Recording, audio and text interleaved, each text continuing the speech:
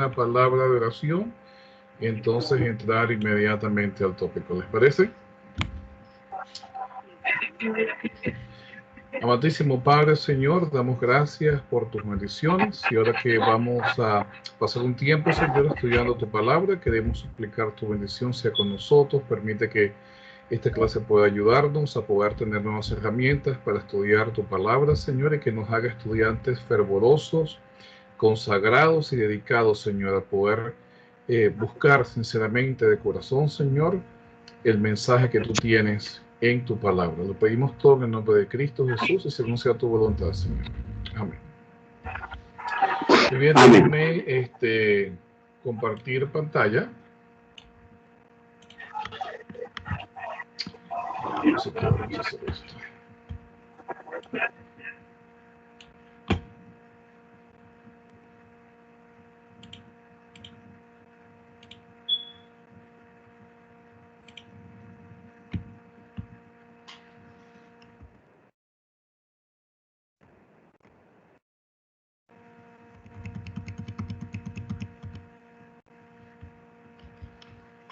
Muy bien.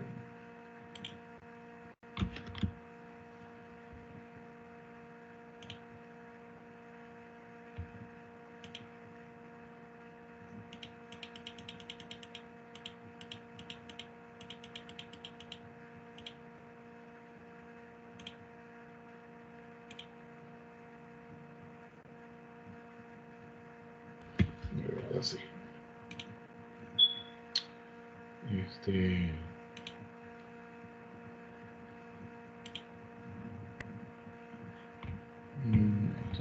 Quiero compartir.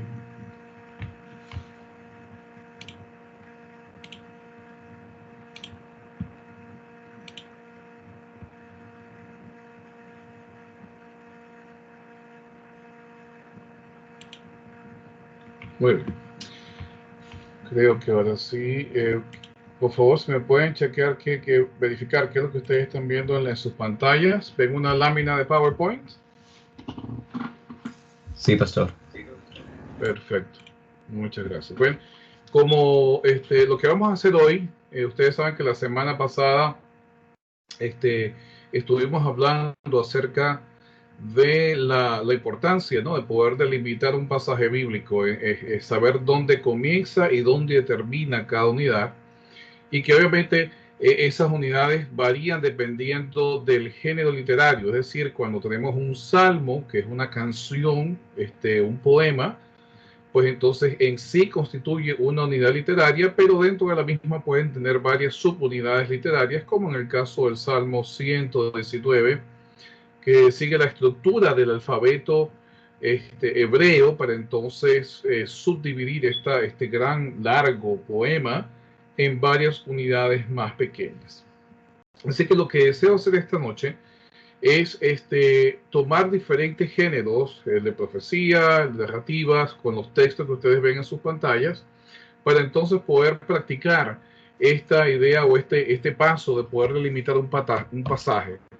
Así que necesito que por favor tengan sus Biblias en mano, porque vamos a estarlas usando para poder ver diferentes ejemplos de diferentes estructuras. También quería informarles, antes de que se me olvide, que el próximo miércoles, en vez de comenzar a las 7, vamos a tratar de comenzar a las 6:45, es decir, a un cuarto o a 15 minutos para las 7, de manera que podamos tener también algún tiempo de interacción, preguntas y respuestas, y entonces no se nos vaya tan rápido el tiempo. Varios de ustedes han hablado conmigo, me han pedido que si podemos tener un poquitico más de tiempo, así que el próximo miércoles vamos a comenzar a las 6:45 en vez de las 7. Así que nos va a dar 45 minutos para poder estudiar un poco juntos. Bien, vamos, acompáñenme por favor a Segunda de Samuel. Vamos con el primer texto. Segunda de Samuel, capítulo 11. Segunda de Samuel, capítulo 11.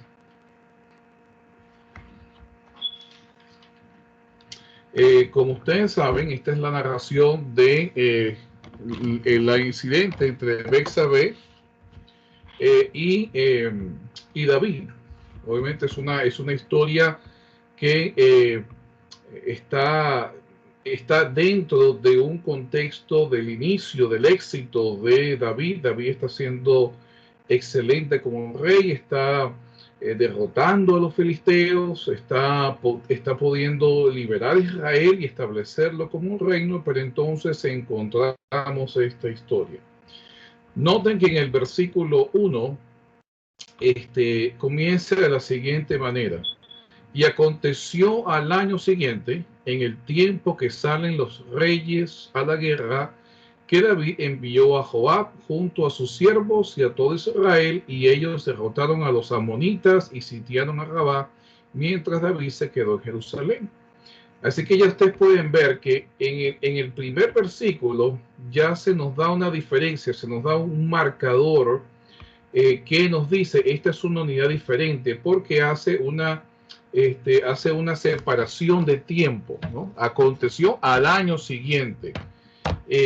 Y el año siguiente obviamente es en referencia a el evento que está anterior a ese, que justamente también es una derrota hacia los amonitas y hacia los sirios.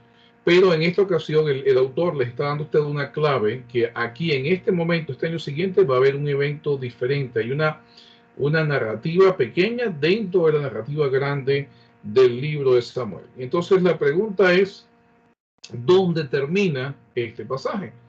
Y nosotros pues leemos la historia, vemos que David pues lamentablemente comete este error, trata de convencer a Urías Eteo que esté con Betsabé, pero no lo puede convencer, así que diseña un plan para poderlo eliminar, para que Urías muera y entonces David poder casarse con Betsabé y no fuese acusado de adulterio. Ahora, la historia tiene varias subdivisiones. Tenemos toda la narración de Betsabé. Más que divisiones, quizás lo podemos ver como episodios. Así como usted ve una película y cada película, ¿no? Cada escena es un episodio diferente o un episodio está conformado por diferentes escenas. Lo mismo tenemos aquí. La primera escena es cuando David se queda en Jerusalén, se levanta, ve a Betsabé, la manda a llamar y entonces está con ella. La siguiente escena es cuando Betsabé entonces le dice a David, estoy embarazada. Y eso desencadena una serie de acciones de parte de David que finalmente termina con la negativa de Urías Eteo de seguirse, acomodarse al plan de David. Y en el versículo 18 entonces tenemos otra transición. Entonces Joab mandó a comunicar a David todos los asuntos de la guerra y entonces dio una orden y entonces aquí se comienza a formar la siguiente escena, que es cuando David le dice a Joab que ponga a Urías Eteo delante y finalmente en el versículo 24 se nos dice que Urías Eteo fallece en la batalla, le llega un mensajero a David que le comunica la victoria que tuvieron sobre los amonitas y entonces y obviamente termina en el versículo del 25 al 27, del 26 al 27, termina entonces con el luto que tiene Betsabé. Sin embargo, noten lo siguiente, en el versículo 27 hay una transición. Pasado el luto, es decir, muere Urías Eteo, Betsabé llora a Urías Eteo, y entonces en el versículo 27, pasado el luto, envió David por ella y la trajo a su casa para que diese a luz su hijo. O sea, el plan de David se había dado perfecto, ¿no? Justo como él lo había planeado. Así que la mandó a llamar, la acogió en su casa y entonces comienza la siguiente escena. Pero noten cómo termina el versículo 27. Pero esto que David había hecho fue desagradable delante de los ojos de Jehová. Y en el primer versículo entonces dice, Jehová envió a Natán ante David y al llegar le dijo, y entonces Natán confronta a David. Así que vemos que el siguiente episodio es subsiguiente, es después del luto de Betsabé. Por lo tanto, comienza en el versículo 27 y continúa con toda la amonestación que le da justamente Natán a David, finalmente con la muerte del niño en el versículo 18, continúa hasta el versículo 22 y entonces tiene una conclusión en el versículo 24. Él consoló a Betsabé, su mujer, se llegó a ella, durmió con ella y entonces nosotros conocemos que nació Salomón de esta unión. Y en el versículo 26, note, entonces hay una transición. Joab peleaba contra Rabá de los amonitas y tomó la ciudad real. Es decir, esto es como una especie de paréntesis, porque esta victoria ya se la habían anunciado a David. Pero en paréntesis todo lo que Natán le estaba diciendo a David, confrontándolo por lo que había hecho, y entonces después volvemos a la historia del hecho de que ahora los israelitas habían conquistado la capital de los amonitas. Así que ustedes pueden ver varias transiciones en esta narrativa.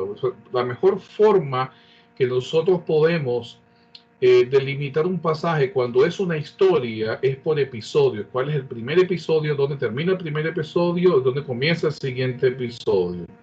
Obviamente, antes de eso nos preguntamos dónde comienza la historia y dónde termina la historia. Y después de eso, entonces podemos dividirla en episodios. Cuando usted va a dar un estudio bíblico o cuando usted va a presentar un sermón o una reflexión, esto le puede ayudar a estructurar su sermón muy bien, porque entonces usted va escena por escena diciéndole a la gente y obviamente aplicando el texto y contándole a las personas, porque ese es el propósito de estos libros, es una historia para que usted la lea, así como usted hoy en día ve una serie en televisión.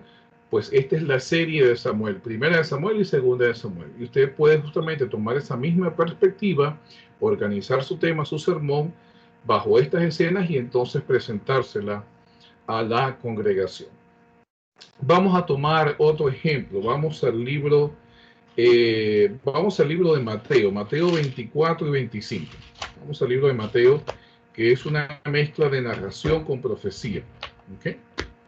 Libro de Mateo, capítulos 24 y 25.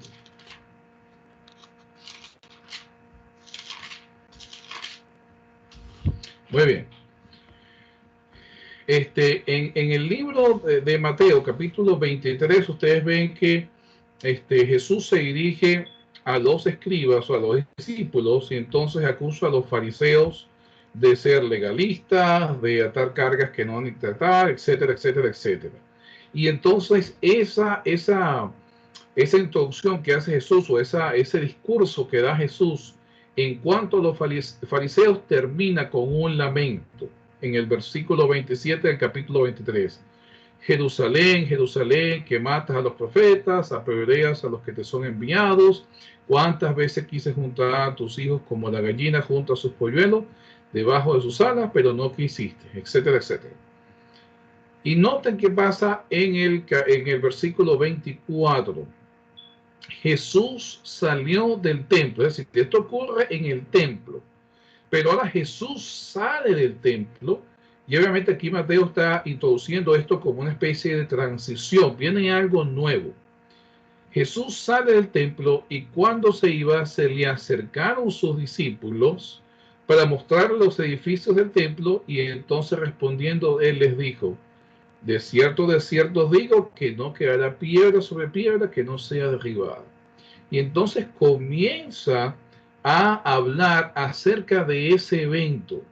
Obviamente hay una transición. Aquí por lo menos yo tengo en mi Biblia, hay una división entre los primeros 2 versículos de Mateo y el versículo 3, cuando comienza a hablar del monte, estando en el monte de los olivos, acercando diciendo, pero en realidad es una unidad literaria.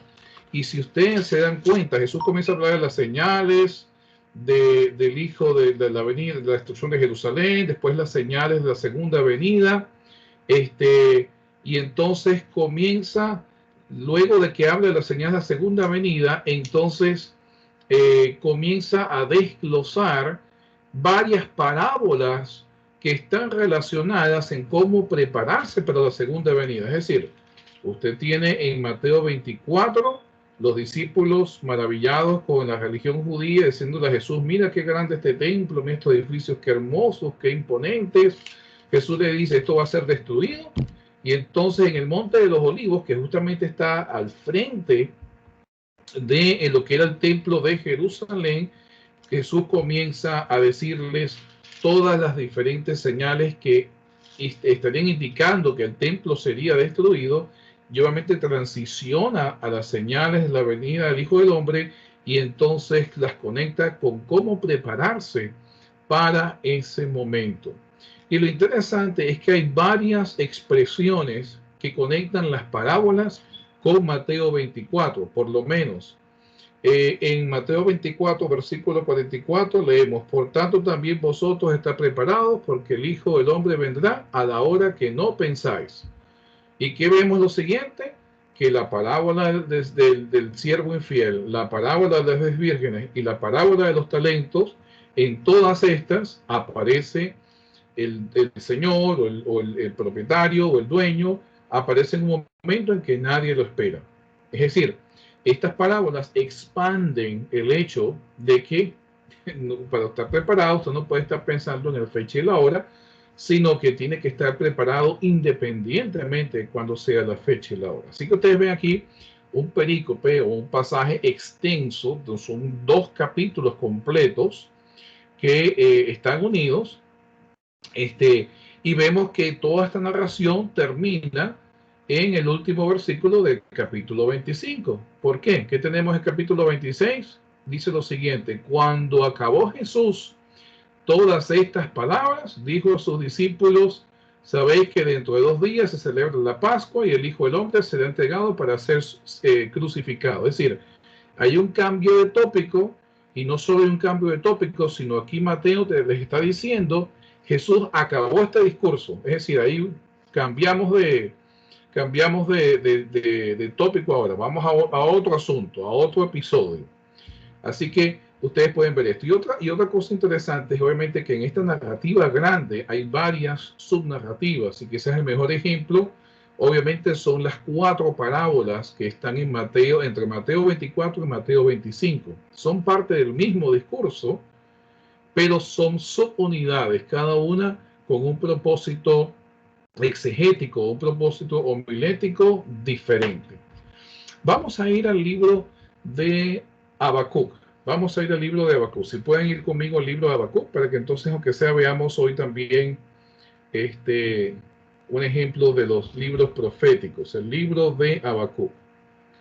Y Habacuc es un libro bastante interesante porque sus unidades está dividido, o el autor Habacuc lo dividió usando preguntas retóricas, ¿okay? Usando preguntas retóricas que nos ayudan a entender entonces la estructura del libro de Habacuc.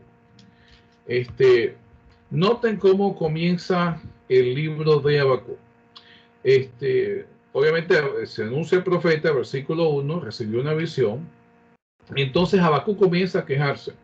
¿Hasta cuándo, Jehová, gritaré sin que tú escuches y clamaré a causa de la violencia, sin que tú salves, etcétera, etcétera? Entonces, la primera parte, la primera sección, es una queja de Habacuc hacia Dios, porque le está diciendo, Dios, tú eres el Dios de Israel, pero mira toda la maldad y toda la injusticia que estás permitiendo en Israel.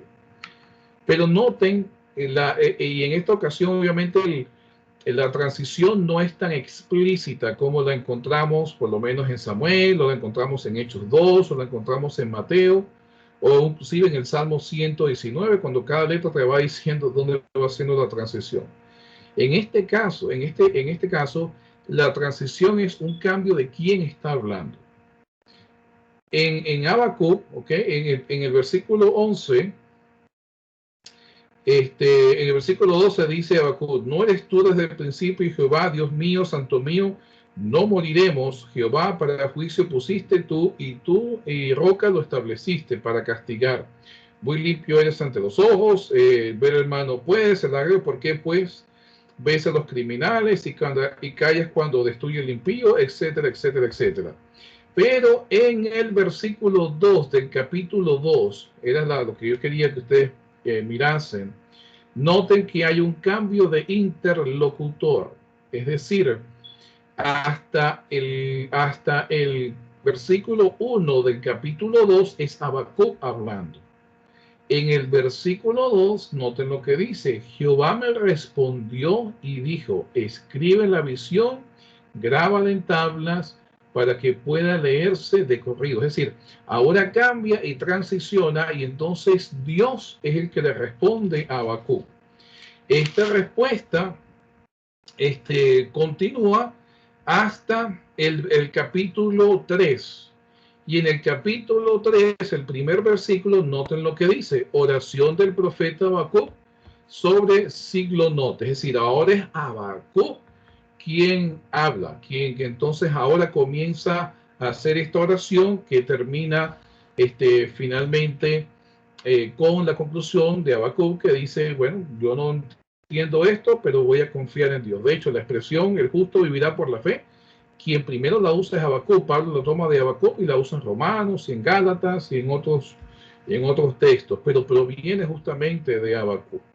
Ahora noten, si ustedes ven, el discurso de Dios está dividido también en varias subsecciones. Ustedes van a ver que por lo menos en el versículo 6 va a encontrar una palabra muy cortita, pero muy determinante en este contexto. Ay del que multiplicó lo que no era suyo. Y después ustedes van a leer en el versículo 9 del capítulo 2, ay del que codicia. Y después en el versículo 12, ay del que edifica. Y después en el versículo 15, ay del que da beber a su prójimo. Y después en el versículo 19, ay del que dice al palo, despiértate. Cada uno de esos ay, que es como una especie de lamento, constituye una subunidad de toda la respuesta que le da Dios a Habacuc. Así que el mismo texto les está diciendo justamente cuál es la unidad grande y cómo está estructurada esta unidad. Ustedes también van a ver que en ciertas ocasiones, no siempre, pero en ciertas ocasiones, hay una expresión que se dice, que ustedes ven en su Biblia, que dice Selah. Si ustedes la ven, pues eso indica, es una especie de punto y aparte. Es decir, aquí termina una estrofa. En el caso de la oración de Habacuc, es no solo una oración, sino que también es un canto. Y entonces tienes la primera estrofa, y entonces que termina en el versículo 3 y tienes la palabra Selah. Continúa y en el versículo 9 termina la segunda estrofa y tienes la palabra Selah. Continúa la siguiente y después del versículo 13 tienes la palabra Selah, dando indicativo que ha terminado la tercera estrofa, y luego comienza la última estrofa que al final da culminación al oráculo de Habacuc. Y quiero que vayamos a un libro más. Vamos a que sea un libro más. Yo sé que ya se nos ha ido el tiempo, pero aunque sea vamos un libro más. Libro de Malaquías, ¿ok? Vayan conmigo al libro de Malaquías. Ustedes pues conocen muy bien algunas frases, especialmente una que se usa mucho cuando es el asunto de los diezmos, ¿no? A que has dicho, ¿cómo hemos robado a Dios? Y Dios responde, porque no me has traído las ofrendas y los diezmos al fuego, ¿no? Así que noten que Malaquías es el que usa preguntas retóricas para entonces estructurar todo este libro. Por lo menos en el versículo 2, noten cómo comienza: yo os he amado, dice Jehová, pero vosotros dijisteis, ¿en qué nos amasteis? ¿No era Esaú hermano de Jacob? Dice Jehová. Y entonces, de la pregunta, ¿en qué nos amasteis? Entonces Malaquías comienza a desarrollar todo el texto. Es decir, hace la pregunta y le responde. Noten en la cuarta parte del versículo 6, donde la transición está, inclusive no está en el versículo, sino que está en medio del versículo. Dice en la última parte del versículo 6, ¿en qué hemos menospreciado tu nombre? Y entonces ahora comienza a contestarle todo lo que comienza a contestarle Dios, exactamente toda la pregunta retórica que se estaba que se estaba haciendo. Y así ustedes pueden ir a lo largo del libro de Malaquías, y cuando ustedes ven estas preguntas retóricas, en qué te hemos robado, en qué te hemos faltado, todas esas preguntas constituyen el punto inicial de la estructura de la unidad literaria, y una vez que se da la respuesta y viene la siguiente pregunta, entonces es cuando hay la transición a la siguiente unidad literaria. En otras palabras, es importante que nosotros, al estudiar, al aplicar este principio de la delimitación del pasaje, podamos hacernos la pregunta: ¿en dónde comienza el pasaje y en dónde termina el pasaje? La semana que viene vamos a comenzar a las 6:45 y vamos a entonces tratar de transicionar a algunos desastres que ocurren exegéticamente porque no se aplica este principio. Así que vamos a hablar con unos ejemplos y entonces vamos a hacer un repaso de todo lo que es el proceso de exégesis. Así que 6:45, traigan sus Biblias y vamos entonces a poder quizás inclusive dialogar con algunos de los pasajes que ustedes están estudiando para entonces poder determinar dónde comienza y dónde termina el pasaje. Dios les bendiga y pues les invito a que nos acompañen ahora al culto de los miércoles de oración a través de la línea oración. La información para conectarse está en nuestra página web y también está en nuestra página del Facebook. Así que les invito a que se nos unan y entonces podamos disfrutar todos juntos de un culto de oración y de consagración. Bendiciones para todos.